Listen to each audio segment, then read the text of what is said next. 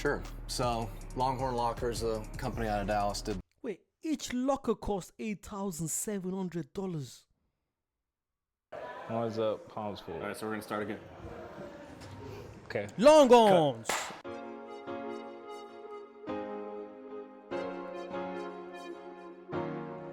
What's going on, world? Brand new episode of Royal Key there on your screen. I'm your host, George Kill, and I'm with Matt, the creative director of football. We've come to get a day in the life of a recruit here. Okay. Right? So where are we right now? Right now we're in the locker room entryway in the football facility in front of our light wall. This is where we do a lot of our photo shoots for recruits and our current players, and it's kind of become the look for Texas football. Awesome. Where are you taking us first? We're gonna go into the locker room. So yeah, welcome guys, welcome back. Apparently there's like 10 Division 1 teams in Texas. That's ridiculous. Obviously Texas Longhorns is one of them. Because for ages I was like, why are they called Texas Longhorns? But obviously because of the bull, the horn. Longhorns, Texas Longhorns. Oh my God, sorry. I've seen some facilities. I've seen Alabama, I've seen Oklahoma. I've seen Florida Gators, I think. But yeah, I've seen some cool ones. So I said, you know what, let's check this out. This is a 10 million facility. I keep saying to you guys, the fact that they're spending 10 million on college facility, for me, that's amazing. Because I live in the UK, we don't do that kind of stuff. So yeah, let's check this out. This can be fun. This is the locker room entrance right here. We took the time to create a piece here. So what we had was a photo of the players going on the field. And the idea was to show the greats as they enter the field. So you have Vince Young, Michael Huff, Cedric Benson, Brian Arakpo. Wow. You know, you can be the next Longhorn great to visualize that. So whenever you come in this locker room, you know, imagine yourself being one of these guys. Right now we're in our football locker room here. We have 37-inch TVs on top of every single locker here that we can do custom nameplates for each player. We do these in front of the light wall. Oh my God, wait, let's see that again. On top of every single locker here that we can do. Like, I'm easily pleased. If I was a player and I'm coming to a game and and I see my face there, you know, I'll be like, can't believe it. Mama, we made it. Mama, Texas Long. Sorry. My American accent is absolutely disgusting. But yeah, this is wonderful. I feel like they go all out for the players, you know, because think of it, if you're an high school player and you're watching this right now and you're thinking of what team should I go to, you're very good. And you see all this, you're like, okay, I might go here. You know, they're going to look after me. But let me know what you guys think. You guys think this is good for the players or bad for the players? I think it's good. It's very motivating.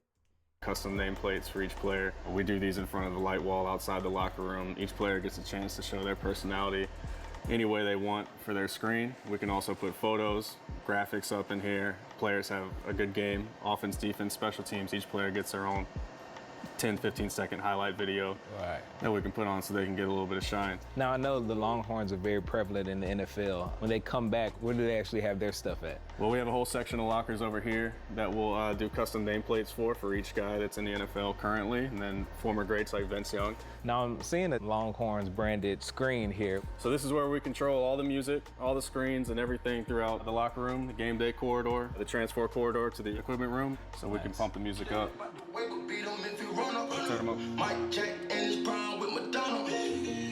Now, 37-inch screens, this one is actually the one that pops out the most. Tell me about this. So this is a 6-panel screen that we have in here, and we can customize it, obviously. We can do any kind of graphic we want, anytime we want. We can also customize the layout of the screen. So right now we could have 6 panels for 6 different TV screens.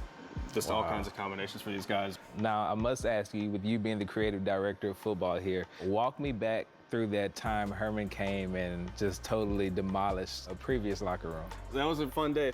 There's an infamous clip where he swung and the hammer bounced and he kind of fell over, and that went a little bit viral, but you know, we took it down. Wow. Okay, Matt, you and your team, creative directors of football, what goes into getting that perfect photo on game day? On game day, we're just looking to capture any video elements, photo elements. These guys, I've said it so many times and I keep saying it, superstars. They're in college, they're only 18, 19, and they're superstars. Like everyone in the college wants to be like you. Like if you're a college player, you're the man. Like, that's why sometimes when I think I saw a video of some player that was going, I think, yeah, he made it to college football. It was very good, but then he was into gang culture. and he just lost everything because he got arrested. He went to prison. I'm like, wow, what are you doing? You've got an opportunity that people would die to have. Like, I don't get some of these kids. Obviously, most of them, they go on the straight path. But the ones that their brain is just about being part of a gang, being bad, unruly. What are you doing? What are you doing? You're 18. The world, they're giving you a chance. You're getting full scholarship. You're getting your meal paid, your accommodation, and now you're getting paid to play in college. Like, look, am I going crazy, or like, does that sound like you won the lottery? And also, you guys told me the ones that don't make it into, NFL, they always get some kind of good job because, they build a personality through the college years. They build a brand for themselves. So they always get a job, whether it's with their college, whether they're a coach or something. They always get something because people are used to them and they're always going to get a good job. Just if you get the opportunity, you use it well. That's all I'm saying. It's anything that encompasses what Texas is all about. We're trying to sell a good product to the fans, but also for recruits. We want recruits to know that this is the best place in America to play football. So we have to figure out a way from a creative angle to show that to them, because for what we do, we're the front porch of the program. So they're going to see us on social media if they're not here, and we have to make a good impression. Kind of walk me through that day, from trying to get that shot to updating live on Instagram, Twitter. What's actually going through your mind, or do you have a strategy? We know what our roles are going to be going in probably about Thursday. Okay. So the graphics people know what they've got to do. The photo people know what they're shooting. Video knows what they're shooting. We know what we're going to put out, when we're going to put it out, how to get it from the field to the press box, everything like that. So we try to keep it to a system. Right. And how big is the team going through this entire process?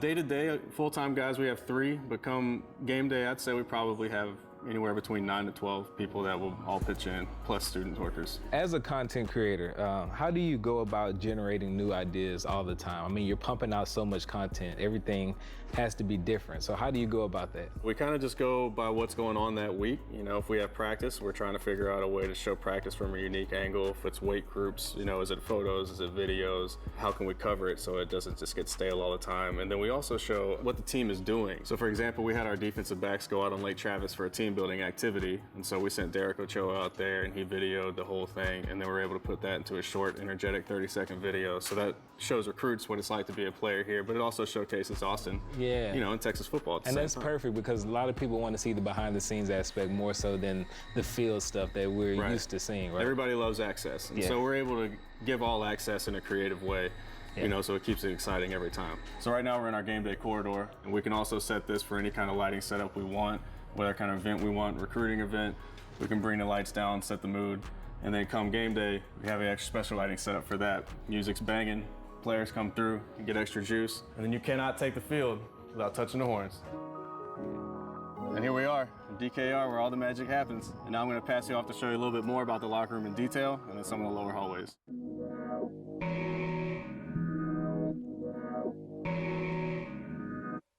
Now, Jordan, I know this whole renovation was $10 million, and one of the awesome parts of it is the locker room. The lockers, to be exact. Tell us what's inside of here and what it looks like. Sure. So, Longhorn Lockers, a company out of Dallas, did. Wait, each locker cost $8,700.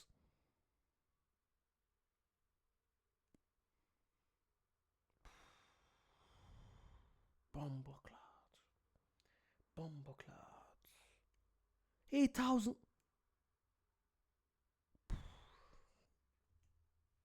These for us, and they've got these doors that open, they pocket for us. Coach likes them closed for recruiting purposes so that they can kind of clean up and stay recruit ready at all times. But when you get it open here, we've got the helmet rack with the shoulder pads, and this tray pulls out so you can have some easy access to it. You see these glove racks here, you can put shoes up here. On the helmet rack here, they've got this air vent that kind of keeps the helmets dry. And then we got these drawers here for just different things, some hanging space, and they've got their own personal lockbox here that's got charging outlets if they want to charge their iPads or phones or anything like that. We'll have a bunch of cleats, lifting shoes. This underneath seat is kind of the space for that, obviously. And the way this locker is created, is it easy for you guys on the equipment staff to kind of just, clean it up? Yeah, it is. It's not too bad, and we can throw stuff in different compartments, shut the doors, and it looks recruit ready. It is. It's not. I love that. See, I love the fact that everyone can see each other. Do you know when I see change rooms that they're square, but like you can't see some part of the change room. I don't like that. I feel like it's good for everyone to be able to see each other. It's good for team morale, for you to be able to talk to someone that's like over there. Everyone can see each other. You always want to make sure people are together as a team, as a family. So I like that. The fact that I can see everyone. Yeah, that's connected. That's really lovely. Not too bad, and we can throw stuff in different compartments, shut the doors, and it looks recruit ready. Last but not least, we're with Matt Rutherford, the equipment manager of UT Football. What's going on, man? How you doing? Good. Awesome. Glad to have you guys here. Definitely. So before we get into the fitted part, we want to check out 2018 UT Football apparel. What is it going to look like? Well, we're going to have the best that Nike has to offer. Anything that they provide in the world of football, we're going to have it for our players, our coaches, our staff. Tell me about the black shoes. I'm hearing there's a big change this year, kind of going back. Yeah, when Coach Herman first got here, I sent him a picture of Colt McCoy from back in the day wearing black shoes and black socks, and I said, you want to... Actually, wait, does everyone wear the same boots? That's interesting, actually. Because I feel like the boots are very similar to English football boots. They're very, very similar with their studs and, with the studs. But you guys have to wear, the students have to wear their own boots. Because like, when I'm playing football with my teammates, even in a professional level, you can wear any boot you like. Unless if you're sponsored by Nike or Under Armour, obviously you have to wear that boot. But I'll probably say the fact that Nike sponsors Texas football, University of Texas Longhorns, it probably has to be Nike. Yeah. If you're getting paid by Nike somehow, and Nike sponsors the team, then you probably have to wear Nike. Yeah? Let's hope so. I do this again, and in a matter of seconds, he texted me back and said, yes, let's do it. So we're rolling it out for 2018. What are the new shoes for this year? The two main new styles are these two here, both speed shoes. You got the Untouchable Pro. This is the Untouchable Speed. This one's super lightweight. I imagine this will be pretty popular. Some guys that want a little more support, like this sock feel. We tested some of these in spring football and had guys loved us. And the other players have to love the chrome finish at the bottom. Yeah. It adds in with the whole theme of icy white, and that's what everybody likes. Kind of talk about the icy whites. I mean, that's a classic for UT football. What is it about that makes all the players actually love that one more than any other? I just think it's the same thing when you have people that like the blackouts. It's just this is solid color, and it doesn't get cold here very often. So a lot of times we're on the road wearing it. We got the long socks, we got the white sleeves. It truly is all white, and I just think that it's a clean look. It's something people like. Yeah. How is it working with Nike? They look at you guys as one of the premier schools. Oh, they're great to work with. We're on the forefront of the new chassis. Anytime a new uniform comes out, we're always 15 years, 250 million. Oh my God, for a college team. Again, I say college team because I'm always shocked.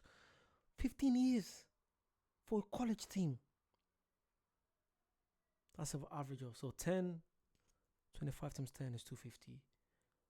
So about just under 20 million a year. Yeah, just under 20 million a year.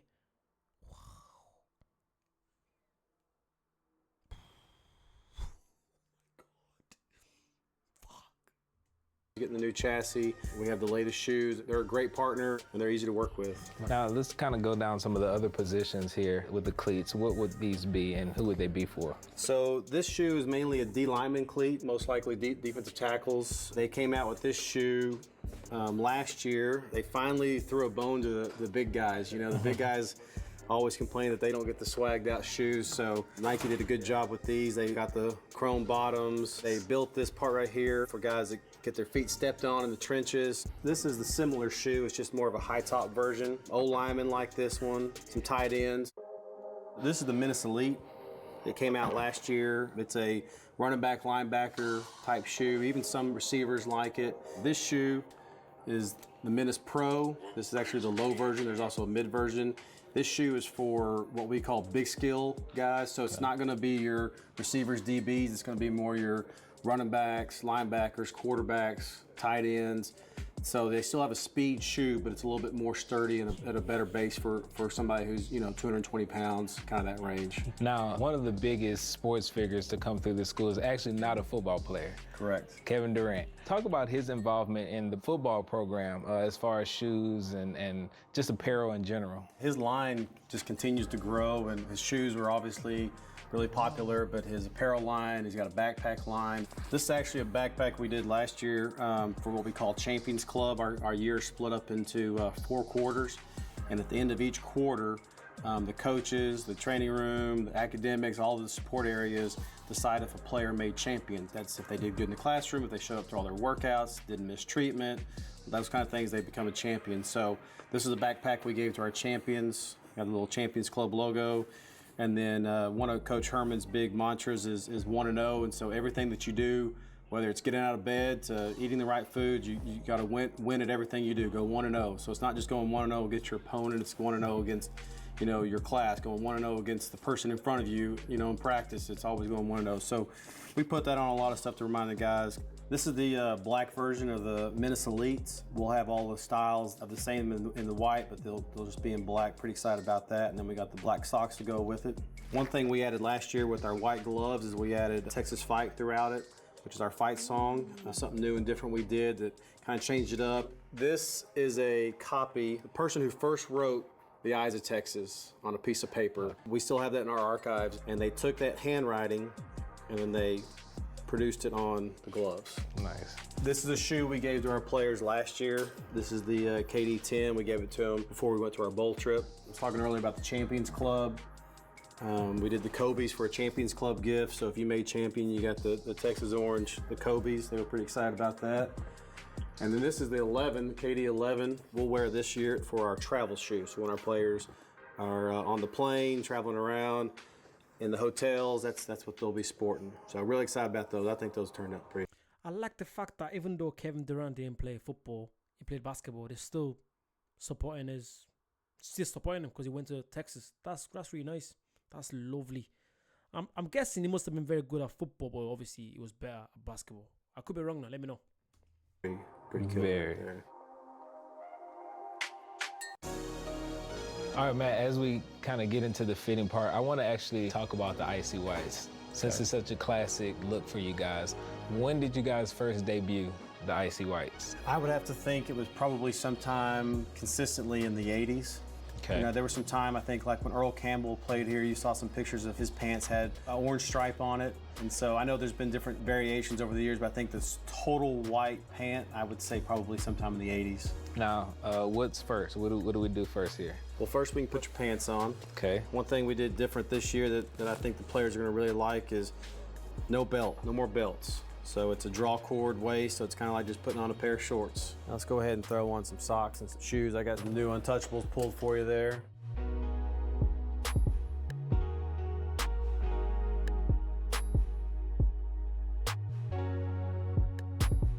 Matt, well, thank you so much for letting us come in and check it out. And again, It looks like a proper player, literally.